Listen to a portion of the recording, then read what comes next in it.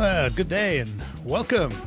Welcome to another Listen to the Missus podcast, originating in the studios of WSGW Radio in Saginaw, Michigan. I'm Art Lewis. I'm Ann Williams. Nice to have you with us on this podcast today. Lots of things to talk about. And guess what? Don't blink. Easter is not far away. Gosh, I was shocked. I didn't realize Ash Wednesday was coming up, Fat Tuesday and everything this week. And, it caught me by surprise completely. Mm-hmm. Stay away from the Fat Tuesday punchkis. I wasn't here Tuesday, so I missed them, and that was a good thing, probably. Well, we were at a local restaurant, for those of you who don't know it, Krzyzak's House, and it's a Polish restaurant. And the recipe they use for their punchkis came from Poland, and they make them with lard. Yeah. Fat the way it's supposed to be. In the boxes, they put them in the white bakery boxes, and they are stained with lots of lard. Yes, they are. Well, lots to talk about today, and I want to begin with something that's not good news, and that's the coronavirus. A lot of talk about it, isolations, and...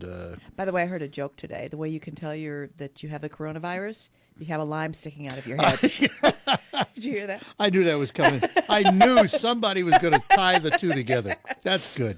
Good. So every airport, they can get rid of the temperature gauges. Just look for the line. Yeah. Well, this one, there's a lot happening in the stock market because the market is reacting negatively to the possibility of downturns economically because of the coronavirus. And here's one. This headline says it all. Why the coronavirus outbreak could stall Diet Coke production. Why? Well, apparently Coca-Cola, in their supply chain for non-nutritive sweeteners like aspartame and sucralose and other certain ingredients, come from China. Wow. And the production of that could be negatively affected. So it could put a pinch on Diet Coke in the not-too-distant future. Well, things you don't think about. There are people who are addicted to Diet Coke and Diet Sodas. I don't care for them because I don't like the artificial sweetener aftertaste. To me, they always have an aftertaste. Yeah, I think it's like anything else. I have to admit, I'm trying to wean myself off of that stuff. I've been drinking a lot more water and a lot less pop. Yeah, well, that's the best way. I was on the diet bandwagon. You get used to it. It's like anything else. Yeah. All right. Well, let's see what I have here. Last time we were with you folks, we talked about some outrageous facts about food that we came across. We mentioned several of them, and there were more that we didn't get to that time, so I thought I'd share a few more. Here's one. Sesame seeds were believed to hold magical properties many years ago. It says that while there's no denying sesame seeds offer many health benefits, in some cultures of old, they were considered to bring good luck and fortune, and thus were one of the most valuable items on earth. Sesame seeds. Who knew? Who knew? Fruit Loops are all the same flavor. Does that surprise you? No. If you think your palate is so refined as to notice a distinct flavor in each of the differently colored Fruit Loops, we're sorry to break it to you. They all taste the same. They're actually a blend of fruit flavors, so no one flavor is more noticeable than the other. Yeah. Did you know that you can use wine to fuel a car? Yeah. No. In an effort to find sustainable alternatives to traditional oil, Prince Charles had his vintage Aston Martin rigged to run on wine and claims that it runs better and more powerfully while on the spirit. Excuse me, Prince? Prince Charles. How much per gallon? I know, really, right? And plus, royalty he can says afford it it. smells better while it's driving. Oh, good grief. And he probably has a little straw that sips out of the tanks. Isn't that crazy? What else do I have here? Mushrooms are pretty much impossible to overcook. Really? Yeah. It says that one big reason is because they're pretty hard. They're hard to mess up because their cell walls contain a special polymer that's heat stable and ensures tender taste, so they're not liable to overcook. I've noticed that it doesn't really, no matter how you cook mushrooms, they kind of, after a point, they stay like they are, really. They don't get any more you cooked. saute them to a point, and Yeah, they don't change and they after don't that. change. I That's never true. thought about that, but it's true, right? Fruit snacks and cars are coated in the same wax. Oh, lovely. Yeah. Carnauba? Yeah. Is it carnauba? Yeah. It says it's also used to shine up cars, shoes, surfboards, and floors, but it's derived from the leaves of palm trees and is still fine to eat. Wonderful. Lovely. Yeah. Oh, one more for Okay. you. Nutella uses 25% of the world's hazelnuts. Yeah, there was a Nutella shortage in 2014 that they were afraid of. That's because they consume a considerable percentage of the world's hazelnut crop, and I guess there was a problem with the hazelnuts that year. But each jar of the spread has 50 hazelnuts in it. Wow. There you go. The 2020 James Beard Award restaurant and chef semifinalist list is out. Want to look at the restaurants. Eventually, we will get to one in Detroit, believe it or not. But here is the list, and it's alphabetical. So these aren't in order of importance. We have one in our local area too. It's a special one for classic restaurants. Did you know that? Did you? No. We had it on our website here at the station. Which one was that? Zenders. Oh, well, They won Zenders, a classic Yep, restaurant they won the award. Yeah. Well, these are the best new ones. Okay. And I've been to absolutely none of them. Automatic Seafood and Oysters in Birmingham, Alabama. No. Beth Rima in San Francisco. The Blind Goat in Houston. Somehow I've heard of that. Cocina al Fondo in San Juan, Puerto Rico. Cultura in Asheville, North Carolina. Demi in Minneapolis. EEM, E-E-M, in Portland, Oregon. Fox and the Knife in Boston. Gado Gado in Portland. Gianna in New Orleans. Well, we're going to be down there in a couple of weeks. Might have to look that one up. What's it called? Gianna. Golden Diner in New York City. Il Nido in Seattle. Indo in St. Louis. Kaleya in Philadelphia. What are names these places? Yeah. Kawi in New York City. Lazy Betty in Atlanta. Nightshade in Los Angeles. Oak Hill Cafe and Farm in Greenville, South Carolina. Pazjoli in Santa Monica, California. Rooster and Owl in Washington, D.C. And in Detroit. And I love, This is one we can maybe go to. I love the name of this one. Saffron de Troyes. I have not heard of that. What kind of food do they serve? Do you know? Saffron, I would guess. I don't Yeah. know. Saffron de Troyes in Detroit is on the list. So those are best restaurant semifinalists. I haven't heard of any of those. Me either. But I'm sure they're great if they're getting a Beard I'm Award. sure. Absolutely. So there you go. Well, I have an interesting story about a lady who, as a young college student age person, was traveling in Germany. And as you do when you go to Munich or somewhere, you probably wouldn't because you're a teetotaler, but Yeah. many people go to a beer hall Oh, yeah. just to experience it. Beer garden, right. Yeah. And I did that when I went Well, to I would Munich. go to experience it. I'd just drink water or something. Yeah, but- okay. Well, she went to the very famous one, the Hofbrauhaus, which many people go to. Sure. It's very famous. And she stole one of their classic beer mugs back then. It was 55 years ago. They're like a brown mug with the HB initials on it. She took it home with her. Well, I guess it was nagging at her all these years, and she decided to send it back to them.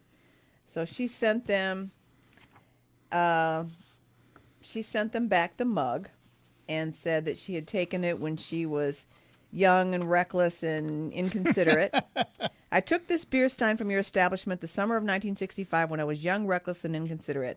I am sorry I did not get it back to you sooner. Hopefully it arrives in one place. So the lady's 73 years old now. She lives in Maryland. Apparently she was interviewed on CNN. But the restaurant actually posted it on their somewhere on their social media with the picture of the mug and the note, and they were amused, I guess. Amused. But it's kind of cute. Yeah.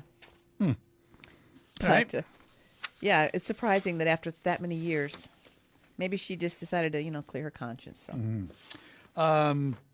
Wendy's is jumping on board with a new breakfast menu, including something called the Frosty-ccino. I read a review of their breakfast items the other day, and it was they praised it quite a bit. Yeah. Well, the one that caught my attention, the star of the show, as they say, the Breakfast Baconator. Despite having read the description beforehand, this person expected this to simply be a huge bacon and egg and cheese sandwich. In fact, pretty similar to the burger it's named after, with a sausage patty instead of beef, topped with an egg, 6 strips of bacon, See, that's where my eyebrows raise. 2 slices of American cheese, and a Swiss cheese hollandaise sauce. Yes, hollandaise, a fast food. And they say it was delicious, but in New York City, you're going to pay about $15 for it. And then the Frosty-ccino, made up of chocolate or vanilla frosty, mixed with cold brew, and as you might be able to tell, half of it was gone before you take the picture because she has a cup with half of it. I read that, and actually they say Wendy's is claiming that has fewer calories than a Frappuccino from like Starbucks. Well, I would imagine because it's only half the frosty and half the brew. Yeah, and that sounds delicious to me. I may have to. Yeah, that sounds may really have good. to swing into a Wendy's. Yeah, on the way to work. And they have also a, I think they call it a honey chicken butter biscuit or something. Chicken on a biscuit with honey. I'll have to try their menu. Yeah. I will look. Yeah. Let's see. Heinz is coming out with some new products. They're mixing mayonnaise with a lot of different things now. Yeah. Well, they're coming out with a mayo racha. Well, sriracha. Sriracha is very everywhere. popular. Yep. Very, very. My son shocked me the other day. He's home for a few days, and we had turkey burgers the other night. And I said, "What do you want on it?" He wanted sriracha, and that was all. That's all he had. We He got eats a sriracha on everything. big bottle of it in the refrigerator. My Yeah. wife uses it. Yeah, I use it once in a while too. But at any rate, they're having honey racha they're coming out with and mayo racha. So honey with sriracha and mayonnaise with sriracha. Now, I make my own sriracha sauce sometimes to use Really? with, like, if I make sweet potato fries in the oven, I'll mix up some mayo and sriracha for dipping. Oh, okay. That's really good. But the honey racha, they sell like a hot honey in the Yeah. stores now. And I tasted it once. Not bad. If you like, a little bit spicy things. All right. I want to go back to bacon for a minute because although we don't have them around here, Dunkin' Snackin' Bacon is a keto-friendly snack you can get. And what it is, it's like a candied bacon in a little bag like French fries come in, It's bacon pieces. And a breakfast food. And they say it's keto diet friendly. So It must not have the candied sugar part on it then. Well, 'Cause the keto s- is not friendly to sugar. the Snackin' Bacon comes with a sweet black pepper seasoning that blends savory and sweet. Each order comes with 8 half slices of bacon, all conveniently wrapped in a sleeve for eating on the go. That sounds good. So there you go. Yeah, not too many fast food kind of places where you can get a little, bunch of bacon like Bag that. of bacon, yeah. That's Give me a pretty bag good. of bacon. Yeah, why not? Here's one more thing. KFC is out with another menu item: chicken and donuts. I think there are Chicken and what? Chicken and donuts. Oh, I thought maybe waffles, but donuts? No, they had chicken and waffles. Remember a few months that's ago? I don't right. know if they're still on the menu, but they did have them.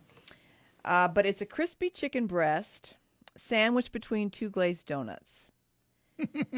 Yeah, and Oh, my goodness. I'm not sure if this is on the menu all the time or what, but I don't want to know how many calories. no, I don't want to know either. But yeah, just, if that interests you, look for that on the KFC menu. Got a recipe for us? Sure, I do. Knew that. Yeah, from our vast Listen to the Mrs. recipe files, I thought I would share Mexican shepherd's pie today. Oh. A twist on the classic shepherd's pie that has mashed potatoes. This is going to have like a cornbread topping instead, right? Wow. So it's a medium onion diced, 2 cloves of garlic minced, 2 teaspoons of chili powder, a teaspoon of ground cumin, 2 teaspoons of black pepper, a 15-ounce can of diced tomatoes, a 15-ounce can of dark red kidney beans drained, an 8-ounce bag of reduced fat Mexican blend cheese, 2 eggs, 1 red or green bell pepper diced, a pound of extra lean ground beef, 2 teaspoons of paprika, 2 teaspoons of kosher salt, 8 ounces of tomato sauce, 8 ounces, an 8-ounce can of diced green chilies, 2 boxes of Jiffy cornbread mix, and some milk. It does not give an amount. So here we go. In a skillet, you're going to saute the onion, peppers, and garlic till tender. Add the ground beef and spices. Brown that and add the tomato sauce and the canned tomatoes, the chilies, and the beans. Simmer everything till it's heated through. You're going to preheat your oven to 350. Mix the bread mixes, your cornbread mix, and the eggs and the milk as called for in the box. There we go.